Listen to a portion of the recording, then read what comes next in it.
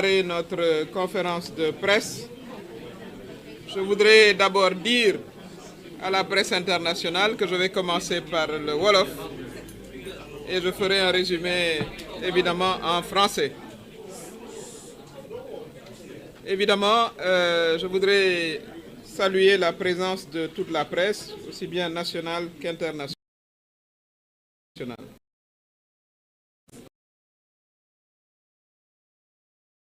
di tàmbali par nuyu suñu mbokk Kédougou yi nga xam ne ñoo ma dalaloon démb la ñu fa jógee yegg si tey kon balaa ñoo tàmbali ñu nuyu leen bu baax sargal leen aussi ci seen liggéey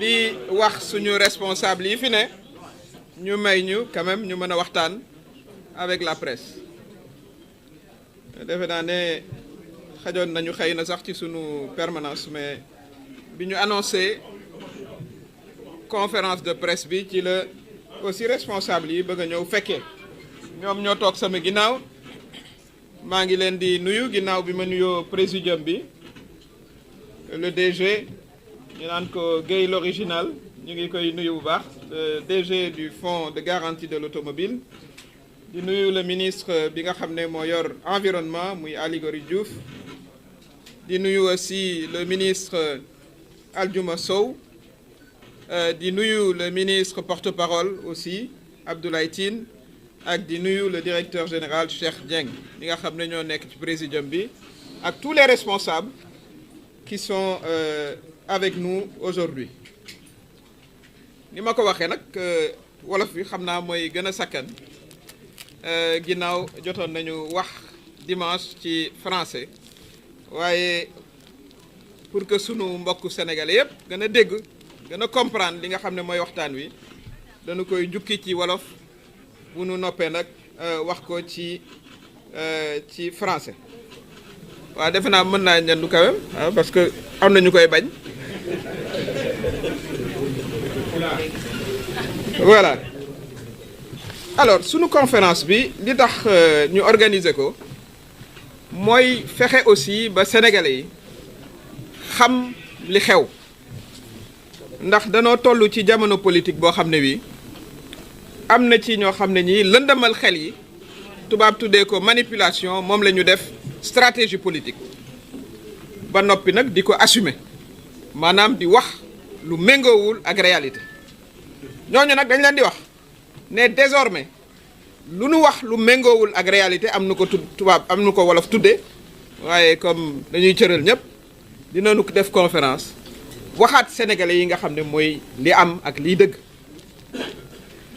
ci fi may tàmbalee bu ngeen suivre assemblée nationale fan yi ñu ngi waxtaane ba wote ay loi ci ñaari mbir benn bi di affaire wu déclaration de patrimoine maanaam li nga xam ne yàlla jox na ko nit ki ci am-am mooy patrimoine maanaam li la yàlla wërsëgale ñii dañ koo liggéey ñii am nañ neneen nu ñu ko amee waaye patrimoine daal lañ koy tudde bu ko defee ñoom it ñu dal ci jël ay loi naan proposition de loi nag mooy bu assemblée nationale dajaloo ne dañuy proposer loi boo xam ne dañ ko bëgg a wote projet de loi mooy bu jugee ci gouvernement bi ñu ne ñoom président de la république dafa war a def déclaration de patrimoine maanaam wax li mu am buy génn wax li mu am président ne ay la yéwén parce que nag li sénégalais yi war a wax mooy président Bassirou Diomaye Faye dafa déclarer patrimoine am ba mu leer déclaré na patrimoine am ma nga ca conseil constitutionnel bu ngeen duggee ci site conseil constitutionnel parce que dañ ko publier di ngeen ko fa fekk kon loolu amul benn werante li ñuy bëgg a jaay askan wi mooy président wala sawarul ci def na ko ba noppi yàgg na ba ñu ko falee ci délai yi ko yoon wax ci la publier son patrimoine kooku amul lu ñuy werante amul lu ñuy laam-laame ñaareel bi mu ne ñu ne ñoom bu président di génn war naa publier patrimoine am président de mais bien sûr kooku awma ci benn problème ñun dañuy ñaan ñun waa Kiraay mu déclarer ko en 2034 à la fin de son deuxième mandat waaye ci diggante bi président ne waaw yéen waa assemblée nationale kay yéenay jigle sangu moom dafa baax ndax booy yoree alalu réew mi set daf ci baax ngeen ne président bi na déclaré waaye la ngeen fàtte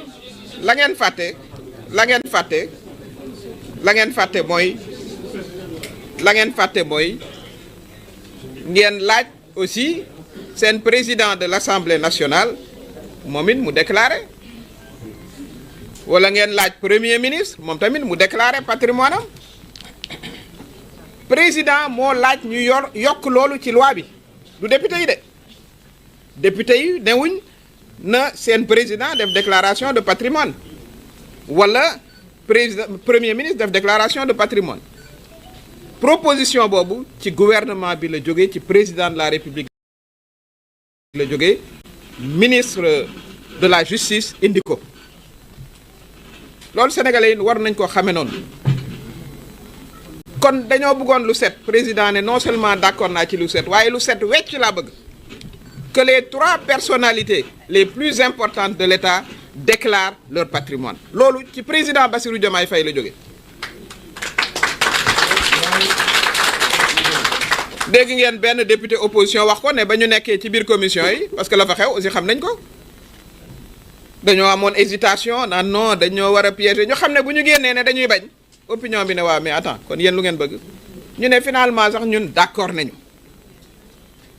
loolu vraiment amul luñ ciy discuter transparence ngeen di woote président moo leen ci jiitu déclaré na publier nañu waaye yéen daf leen a obligé premier ministre ak président de l'Assemblée nationale yéen tamit ngeen déclaré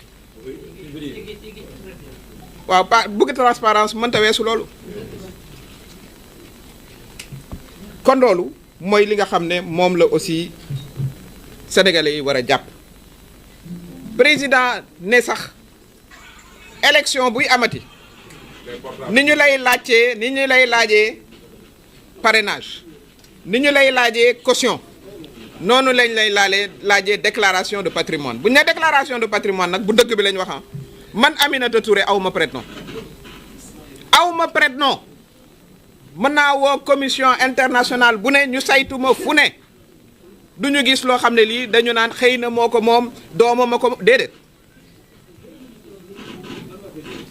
kon déclaration de patrimoine yu dëggantaan la ñu wax te am na fii ay ñoo xam ne ñi dañ leen woone leen waa quand même am na lu ngeen fàtte ñu ñëw yokkaat loolu am na fi oui bu ñu bëggee ñu yegg ca waxtaan wa dañ ca yegg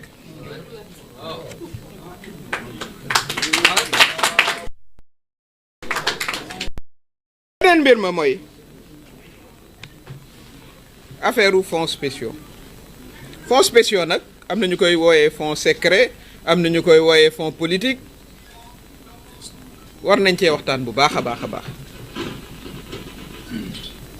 ma xamal leen ne état bu amul fii ci àddina bu amul ça n'existe pas parce que fonds spéciaux li muy jëriñ te dinaa ci ñëw dans les détails mooy yenn situation yi nga xam ne ci wàllu sécurité lay doon da nga ciy soxla ay action yoo xam ne kenn du ko yëg moo tax ñu naan secret da ciy laaj secret boo yónnee nit nga am problème mu sécurité muy waxtaane ji ak ña nga xam ne ñooy créer problème ba waaw xanaa bëggoo ñu xam kan la di ko mën bëggoo mu xam ban yoonu suuf la jaar wala ban avion la jël voilà bu ñëwee secret boobu dañ ko war a téye moo tax ñu tuddee ko fonds secret en fait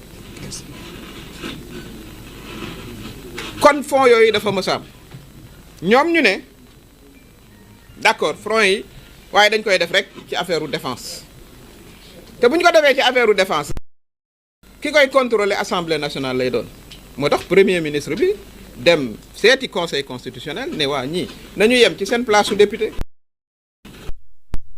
ci seen place su député mooy bu ñu xasee ba wote budget bi boo déwén ja bu ñëwee li ñu naan loi de règlement ca ngay expliquer yow la nga def ci budget bi loolu ci seen cër waaye ñoom ñu ne non non non dañu koy wote ba noppi ñun ñooy contrôler ñaataay génn ba noppi sax ci loolu rek la mën a yem. social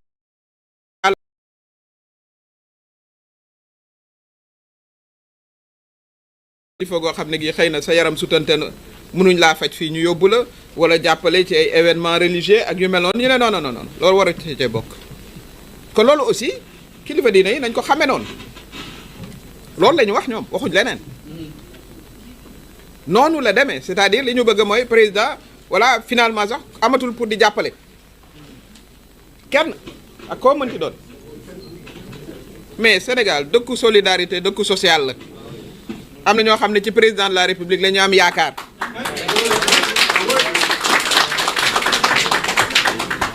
loolu moo indi stabilité fii ci réewu Sénégal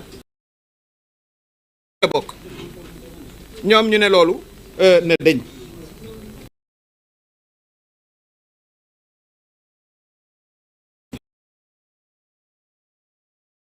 ngay wax loo xam ne moom ngay def parce que problème boobu la ñu am ak président assemblée nationale bi Ousmane Sonko mooy la muy wax ak la muy def comme bëccëg ak guddi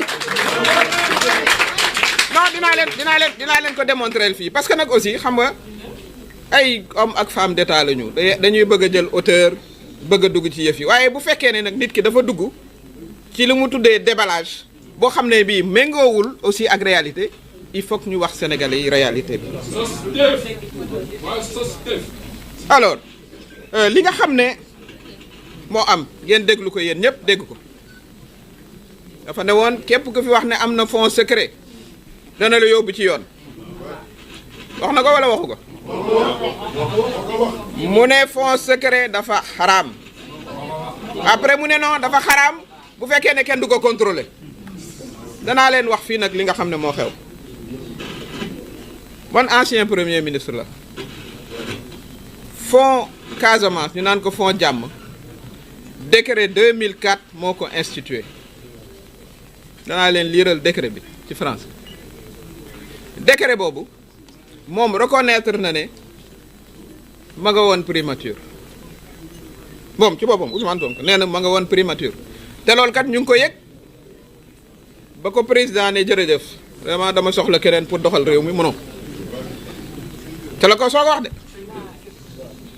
te la koy soog a wax avant ça ne woon na ku ma ne am naa fonds secret naa la yóbbu ci yoon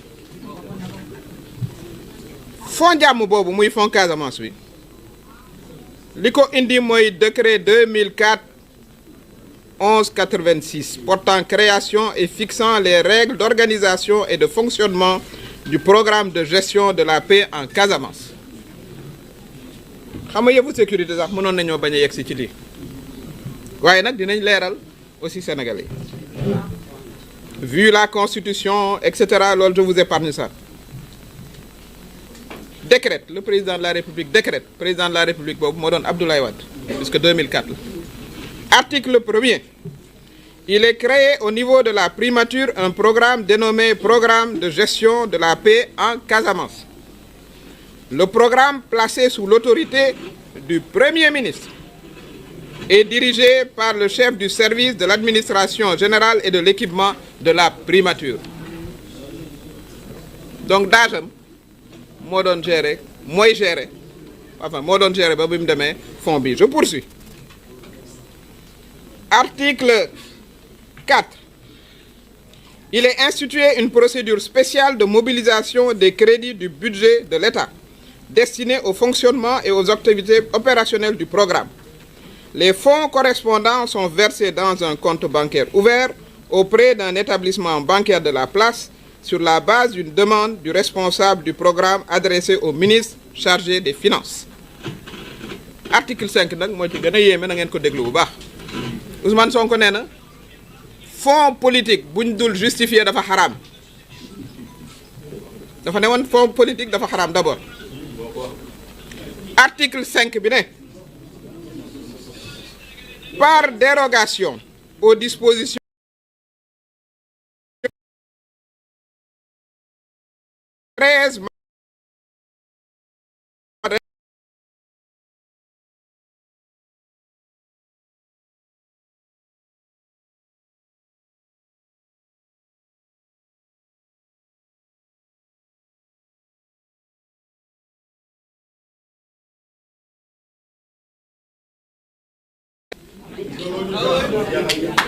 nañu wax yow nee nga lu ñu dul justifier doo ko laal parce que dafa xaram.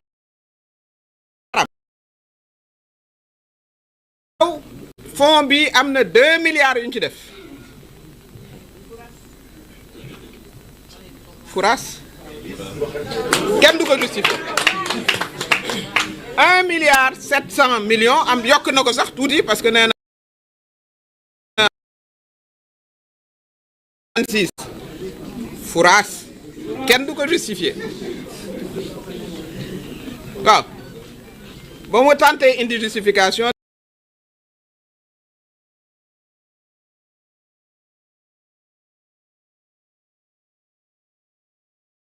Qu'est-ce que le building a à voir avec des fonds de la paix en Casamance? Non, expliquez. Loolu mooy détournement d'objectif. Loolu, c'est une atteinte grave au principe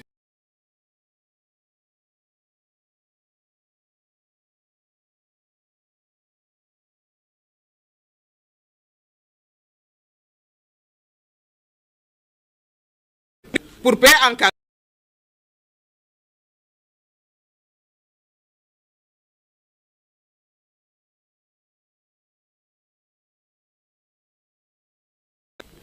Naan way na nit ñi de wax li ñu def yow lii nga yor nii amul dara loo ci justifié milliards et quelques yi ñuy wax.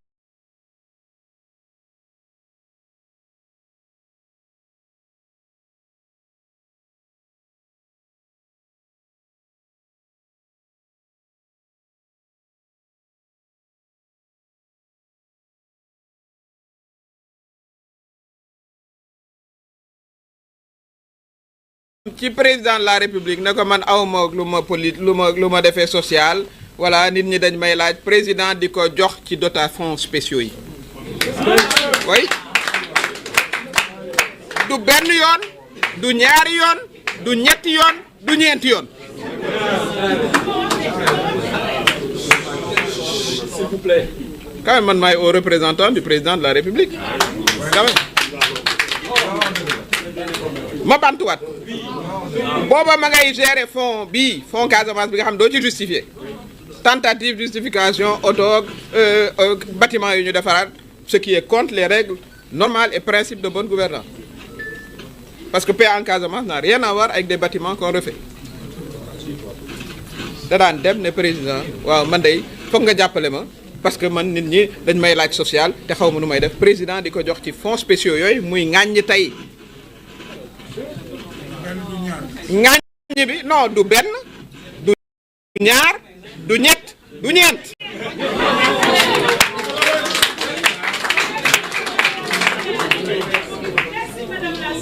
mais loolu mooy la réalité parce que sénégalais yi aussi foog ñu wax ak ñoom gis nga li gën a difficile xam nga li gën a difficile ci doomu aadama mooy ngay wax li ngay def di def li ngay wax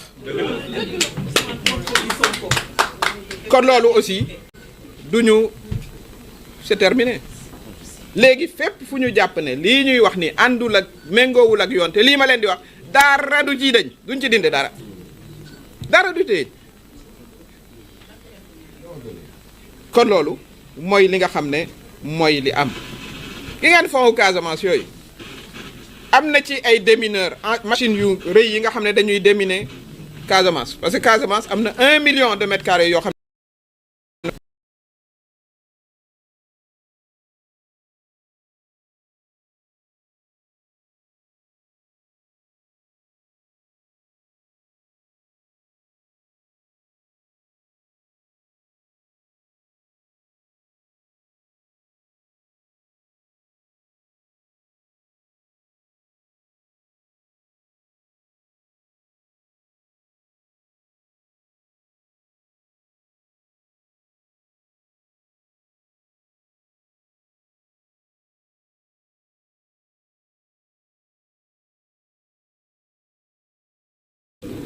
wax ji mooy dañatul nangooti ñuy intoxiquer l'opinion dootuñ ko nangu dootuñu nangu ñuy intoxiquer l'opinion lépp lu ñu fi waxati muy moom muy keneen ca fa ñu ne lu méngoowul avec la réalité ñun du parti Kiiraay voilà dinañu réagir.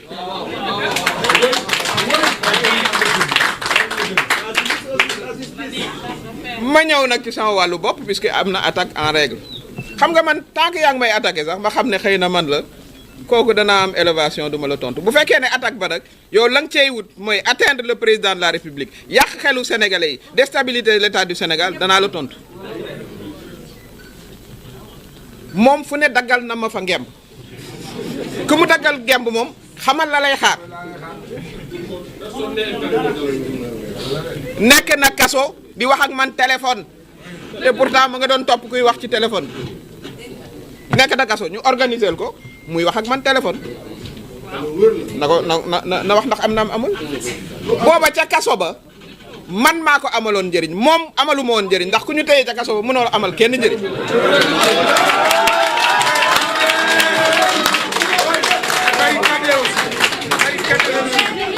dem nañu di ko seeti këram ñi ma àndaloon a ngi fii ñu gaase ñu ba Aliou bu Yaramaar ca la ñu ko tëjee ay weeri weer on était ensemble Aliou Sané ñun ñi ñëpp ñoo àndoon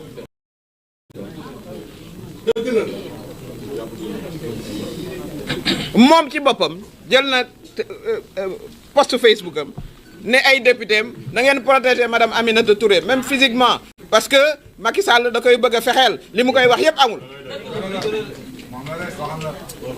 waaye nag moom ku mu daggal ngemb tubéy ju gàtta gàtta ngi lay xaar xam ngeen fa yëfee yàqoo mooy fan mooy ci affaire u report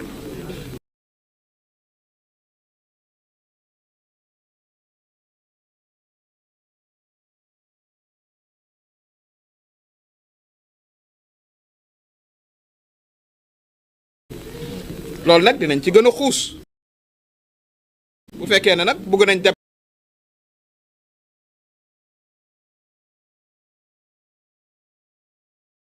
débat boobu dañ ci xuus Cheikh Dieng nii toog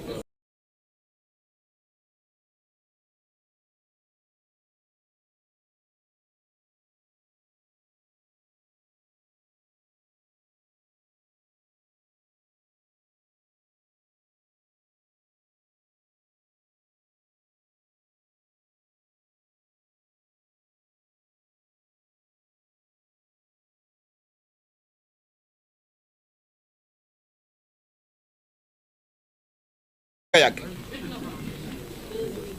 justice du la defal li nga bëgg du parce que bëggatoo gis Aminata Touré que justice naan la dama koy condamner justice xam nga lu muy condamner sur des faits avérés qui n'existent pas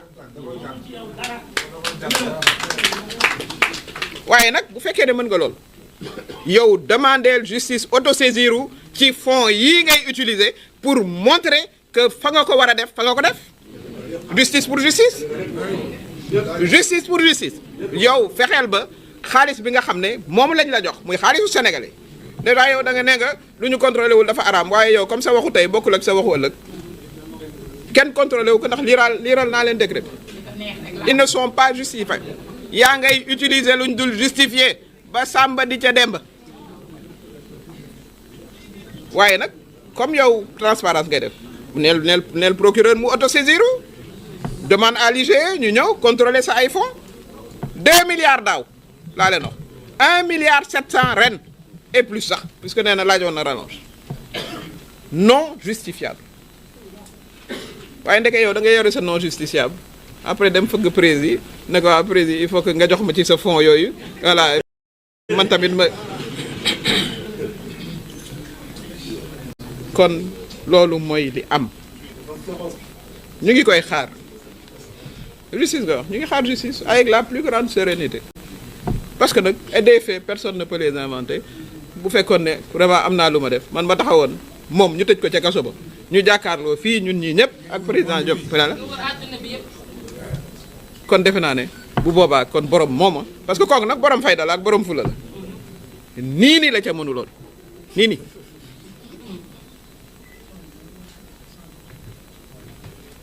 mbokk yi looloo doon li ñu bëggoon a partager ak yéen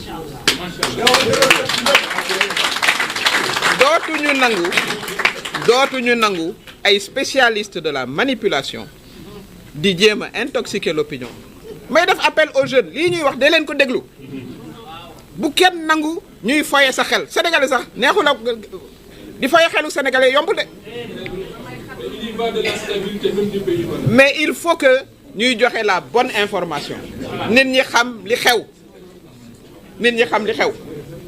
noonu la demee mais yow nee nga transparence et cetera d'accord Assemblée nationale di wote tous les jours ay loi président xam lu mu wax nee na lépp dañ ko yóbbu ci référendum mënuñu tous les 2 jours di changer benn partie constitution di laal fële di laal fii non président nee na nañu dajale loi yi voté leen fukki loi ak juróom-ñaar dinañu ko dajale jox sénégalais yi ñoom ñu wax liñ ci xalaat lors d'un référendum.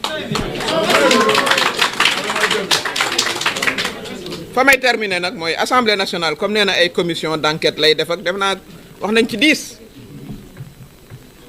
ku ñu bëgg a régler sa cas rek dañ na laan justice wala commission d'enquête te moom nag ne woon na commission d'enquête bañ ko wooyee moom du wuy ji benn petit député moo ko waxoon wala waxu ko waaye la ñuy fàttali mooy comme leeral pour leeral mais haute cour de justice nga foofu muy xaar ci détenu yi ñu ngay laajte justice loolu liggéeyu kan la du liggéey assemblée nationale kuy président assemblée nationale moom moomu du ngeen mës a dégg ci dossier boobu mu am lu mu ci wax ci haute cour de justice boobu kon loolu mooy li nga xam ne moom la ñu bëggoon a wax ngeen xamee ko noonu di leen gërëm di leen sant di leen wax ne la prochaine fois nous vous promettons que vous serez dans une salle beaucoup plus agréable ñu ngi leen di gërëm di leen sant. La version française.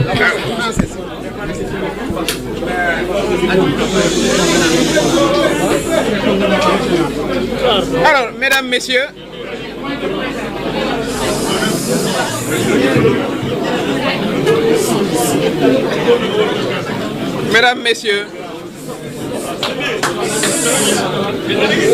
alors l'objet de cette conférence de presse,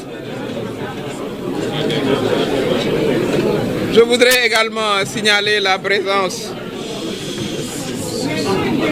Je voudrais aussi signaler la présence des DG suivants, le DG du COUD,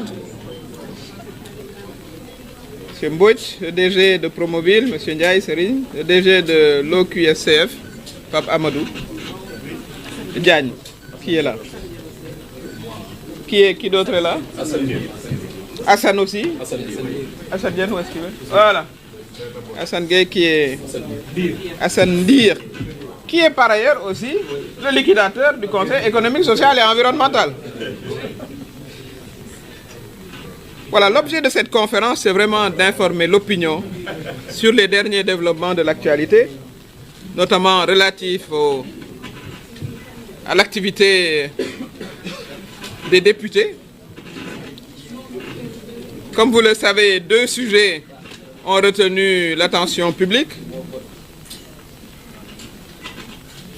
Voilà, celui relatif à la déclaration de patrimoine, comme l'article 37, et la loi ou la proposition de loi portant sur les fonds spéciaux. Alors, ce qui concerne la déclaration de patrimoine, les députés n'ont fait rien de moins qu'enfoncer une porte déjà ouverte largement. Le président Bassirou Diomaye Faye a déclaré son patrimoine lorsqu'il a été élu, lequel patrimoine a été publié par le Conseil constitutionnel. Donc il n'y a pas matière à légiférer. C'est une évidence, ça a été fait. Ce que les députés ont rajouté, c'est qu'il devrait déclarer son patrimoine à la sortie. Mais bien entendu, le président Bassirou Diomaye Faye n'a aucun problème à déclarer son patrimoine à la sortie. Il le fera, s'il plaît à Dieu, en 2034, puisqu'il sera réélu. Par contre, ce que les députés se gardent de dire, c'est qu'il limitait la déclaration au président de la République. Le président Bassirou Diomaye Faye a dit: je souhaiterais que, pour des exigences de transparence, le Premier ministre, qui est détenteur des fonds dont je parlerai tout à l'heure, plan Casamance, Le président de l'Assemblée nationale, je vous informe qu'il a quand même un budget de 600 millions, non explicable, 50 millions par mois. Ça, il faut que les Sénégalais le sachent. C'est ça la réalité. Donc il a demandé que cette exigence de transparence soit élargie au Premier ministre et au président de l'Assemblée nationale.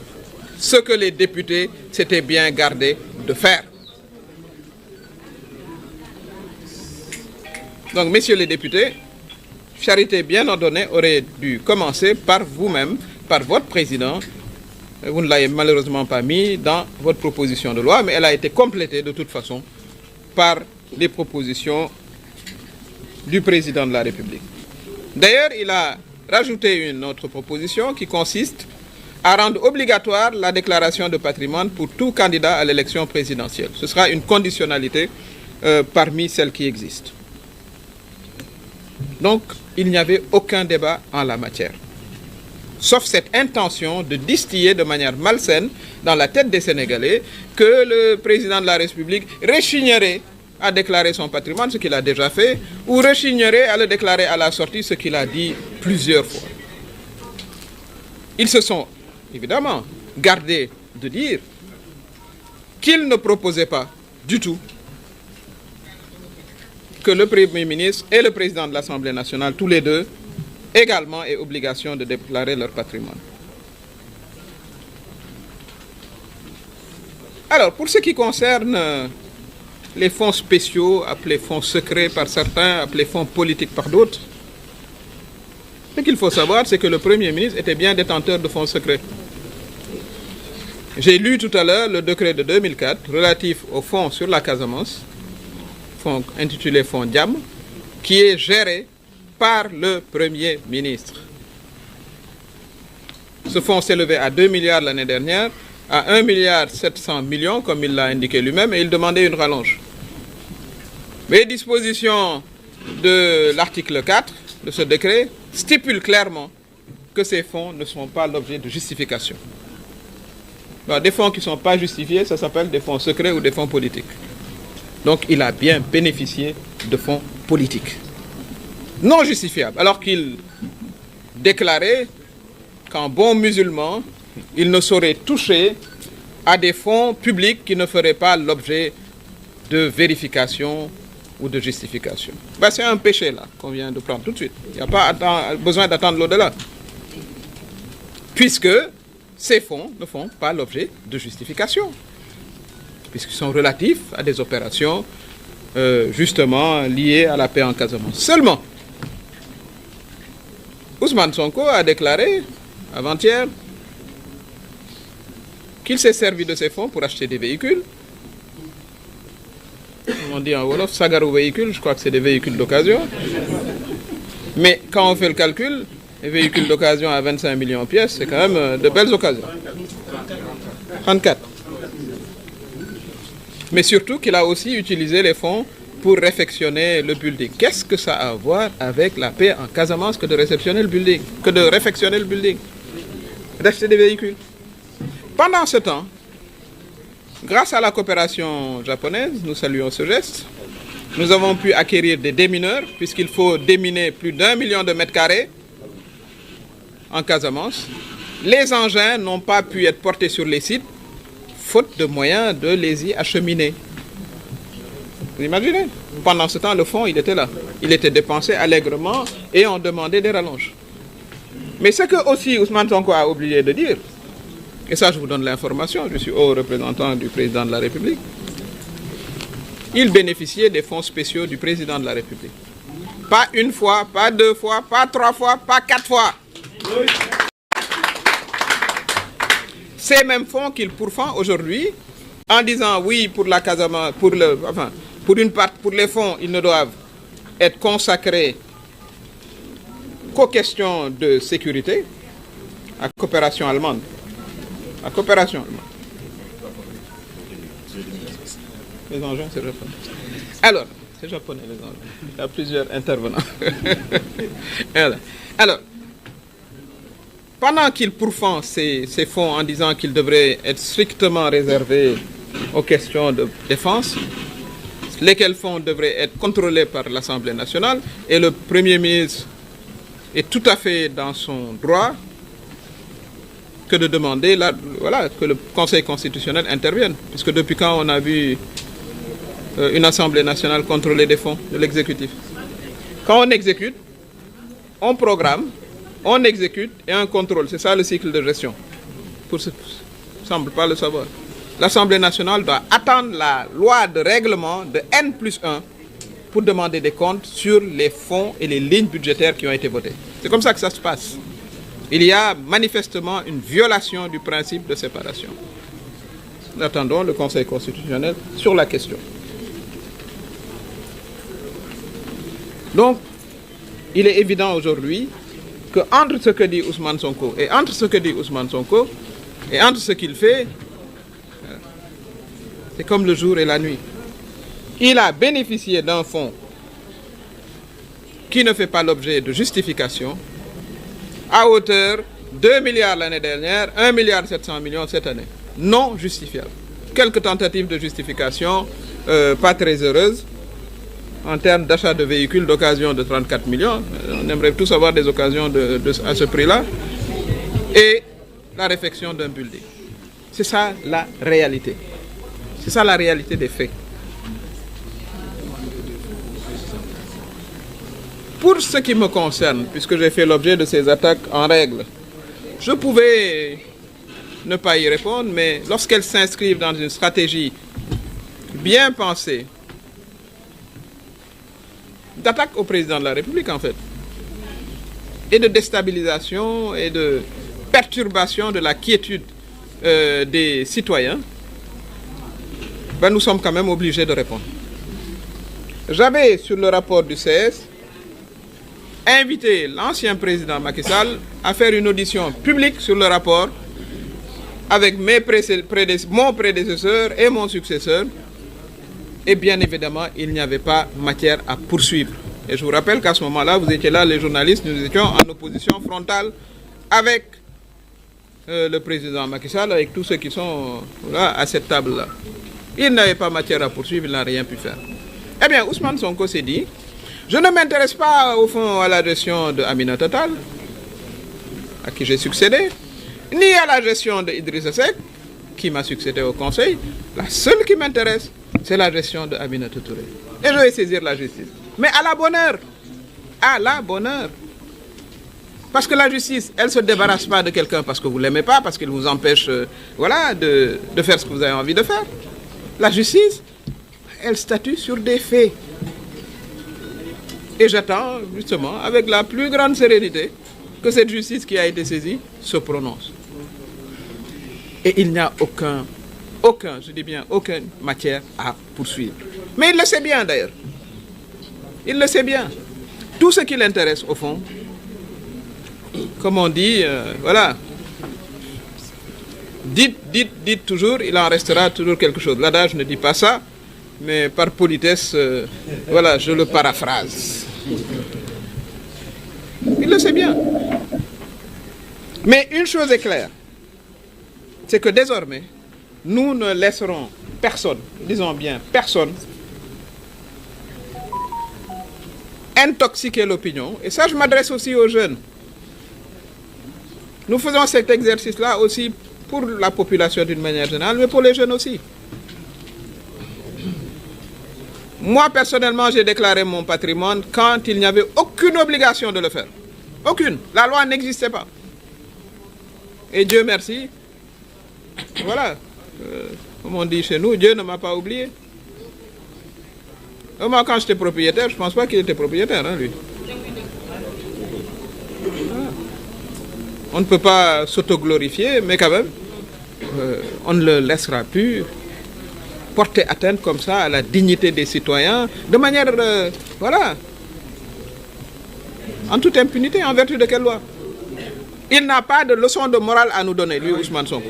Il n'a aucune leçon de morale à donner à qui que ce soit. Qui que ce soit. Toutes ces déclarations se sont avérées contradictoires. Je ne toucherai pas à des fonds secrets non contrôlés. Le fonds Diam de la Casamance qu'il utilise depuis qu'il est là n'est pas contrôlé selon le décret.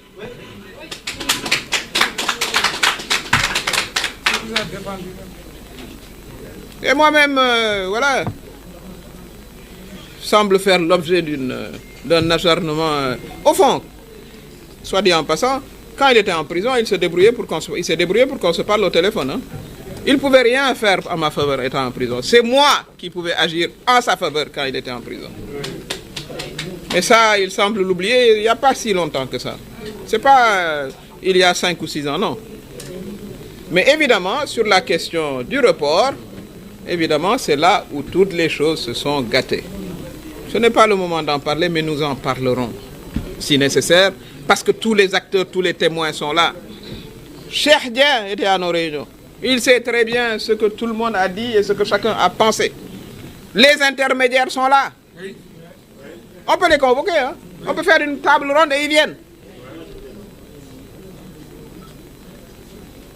Donc, une chose est claire. Désormais, la posture sera différente.